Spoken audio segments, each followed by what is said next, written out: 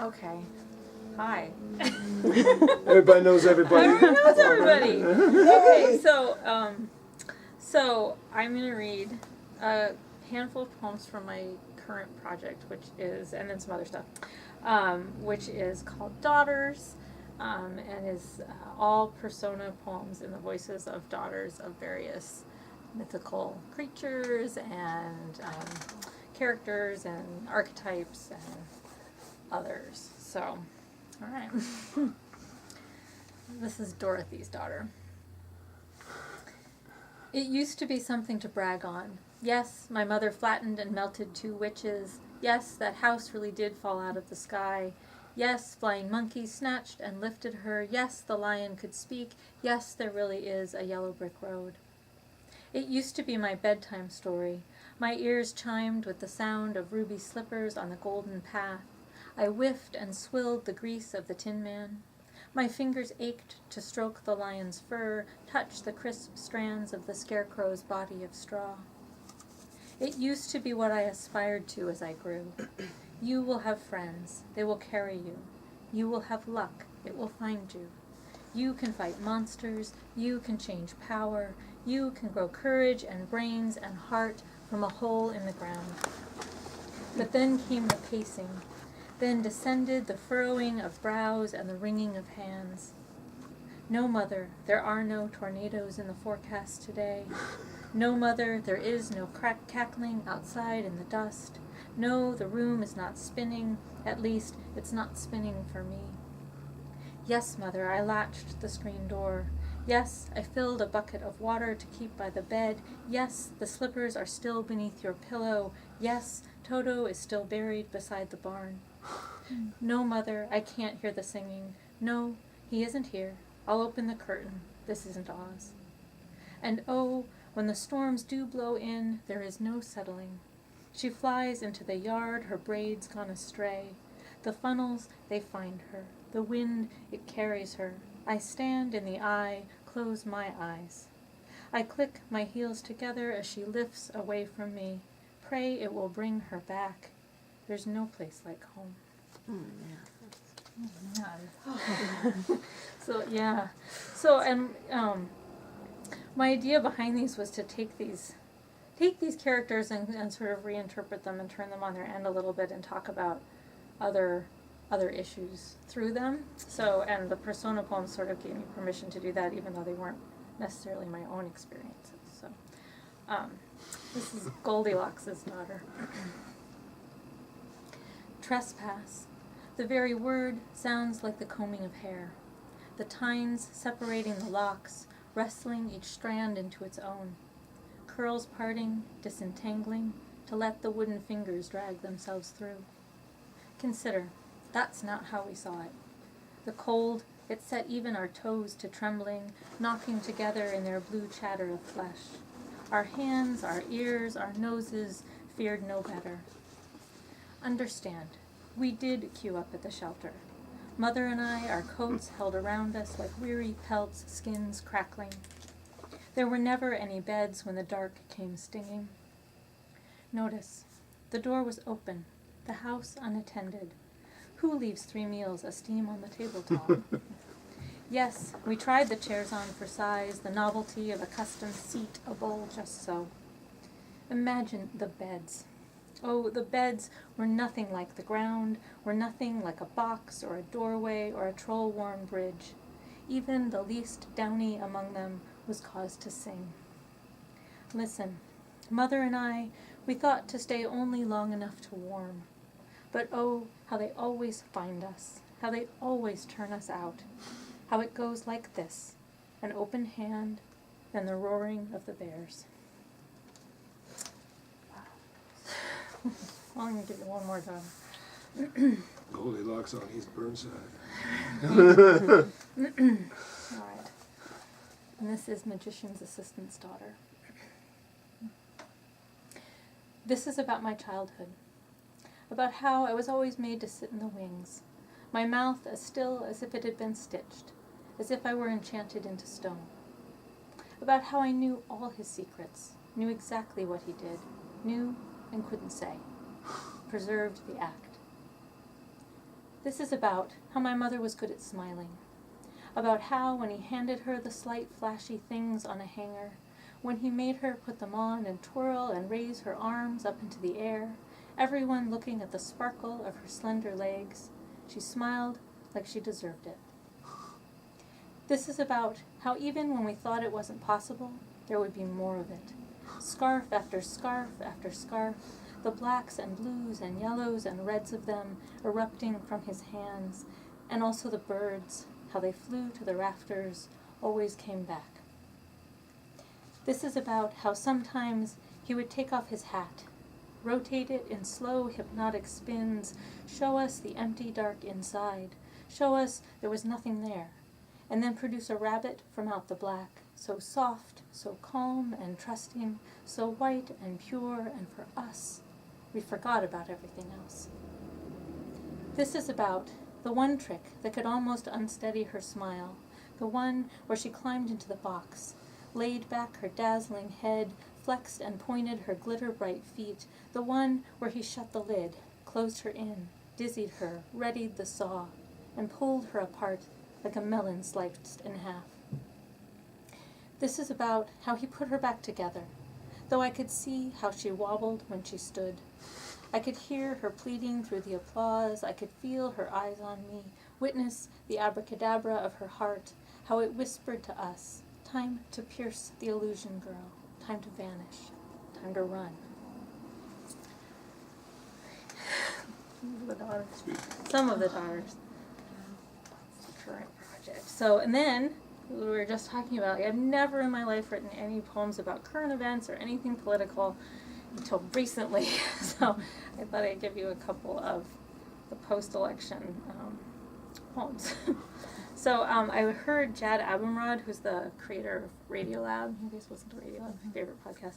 He spoke at Reed recently, and one of the things he was talking about in his talk was the concept of the adjacent possible. He was talking about chasing stories and deciding which stories to follow, but the adjacent possible being like if you, the sort of a future happening beside what you were following, and if you followed something different, everything could turn out differently. Yeah, So I have there's a poem from about 10 years ago that's the title. See? Adjacent possible. It's a fascinating concept. So there's a little quote at the beginning.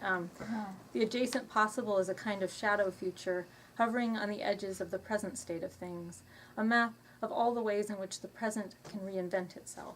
And that was this guy, Stephen Johnson, who wrote about the concept. All right, adjacent possible. The escaped bobcat, 2 days into an expanse of abundant rodents, the leisure of unrooted solitude, nothing but the world on the buff of her coat, the winter sky in her nocturnal eyes, returns to the zoo's birdhouse in a display of nonchalance. One purposeful paw after another, she chooses the trap, as the curve of earth itself slides off the fur of her shoulders, disappears over the horizon of her tufted ears. But what if this cat, in her wild and ruptured freedom, instead finds the edge of Smithsonian's National Zoo, and because the world is not flat, continues walking forward through neighborhoods of comfort and unrest, a great untethered cat stealing across the concrete belt? And what if she pads her strong and speckled paws straight down Pennsylvania Avenue, climbs a tree and springs over a wall, overcomes her shy and slinky ways, and scratches like a house cat at the White House door? What if, when the bobcat sits herself down on the White House stoop, this is exactly the choice that tilts the planet back onto its axis? What if, as the bobcat owls the ruff of her head just sideways to take in the sound of what approaches, the door opens and a woman bends down, close enough to feel the bobcat's whiskers on her face? What if the bobcat licks and preens her muzzle as the woman reaches out to touch the starry haunches, the soft striped face? What if the bobcat's larynx engines a purr? What if the bobcat never returns to the zoo, despite the cage of birds and how they smell? What if, as the bobcat turns and heads for the Potomac, the sound of breaking glass rolls out across the wide south lawn, the chandelier of our Milky Way splintering into the night? What if the bobcat doesn't flinch or shiver at the shattering? What if the woman rises into the clamoring? What if she sets out in her pantsuit after the bobcat, her arm extended, the sun just beginning to burst above the verge.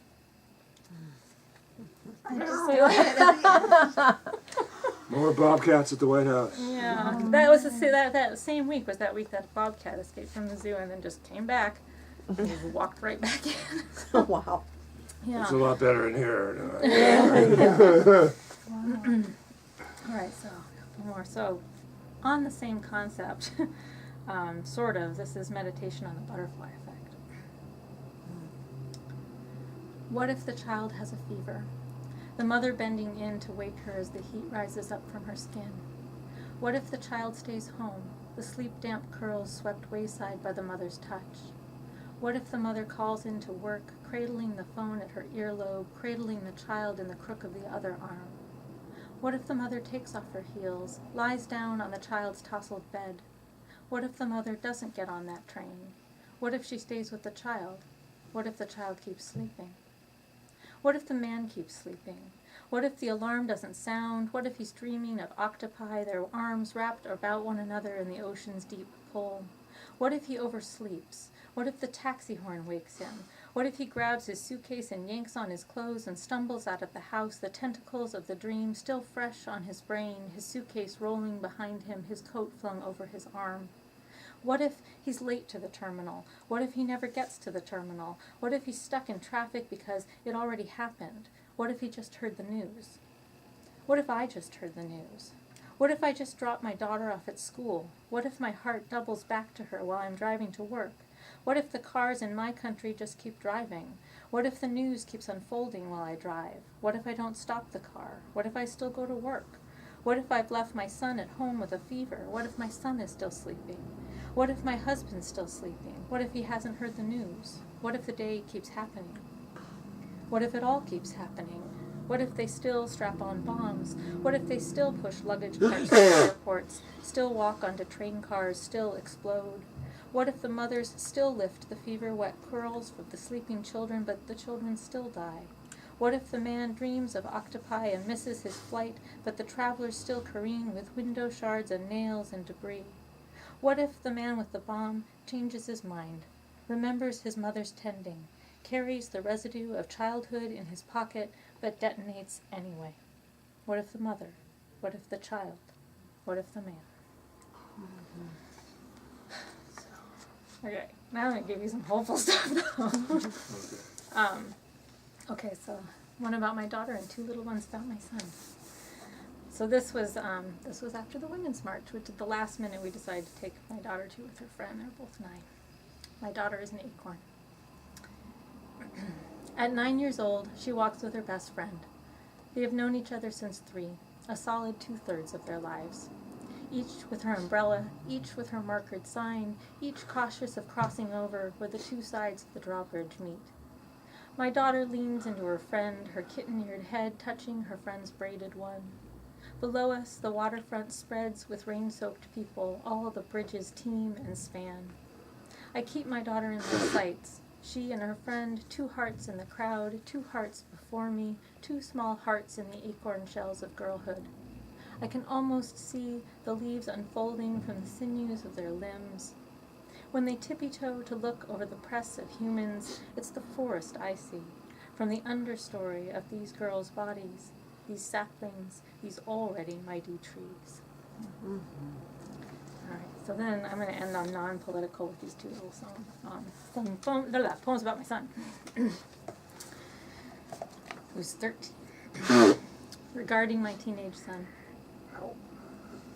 Sometimes when I look at him, at the way his thin arms bunch up to pull open a bag of potato chips, fingers pinching and constricting to elicit the crackling pop of air as the bag splits apart, I see him as if he was a scientific model of a boy, the kind where the pieces come off, the kind where you can lift a section of torso to reveal the muscles beneath, the rib cage with its ladders of bone and then the organs, the fisted heart, the red-blue lungs, the intricate nesting.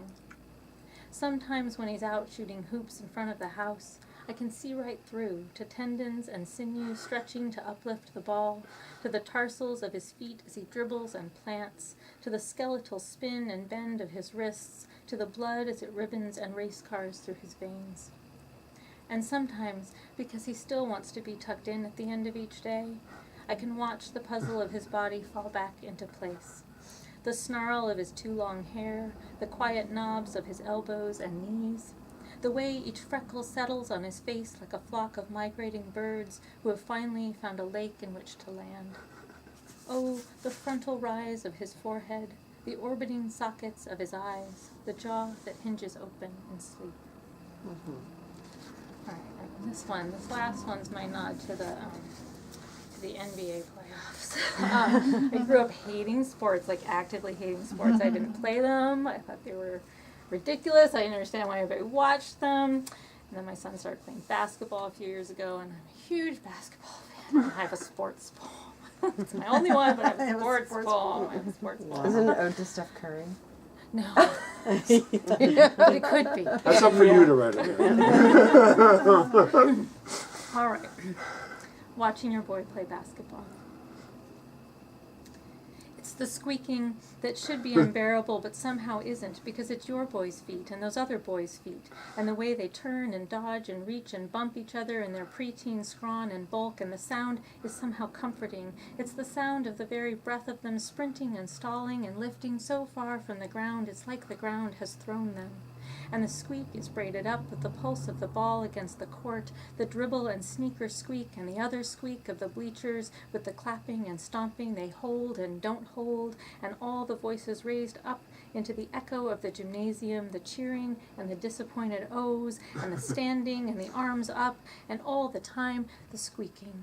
And every time the ball goes up, that arc and spin and fall, every time you hold your breath, until the ball breathes for you on its way right through, a sigh as it passes beneath the hoop and is held and whooshed by the tremble of the netting, and you know you're the ball. The ball is your heart. See how your boy, he races after it, he grasps it close, he pounds it down over and over, he tosses it away, he swerves to get it back, he holds it, he aims, he pauses. Oh, all that squeaking.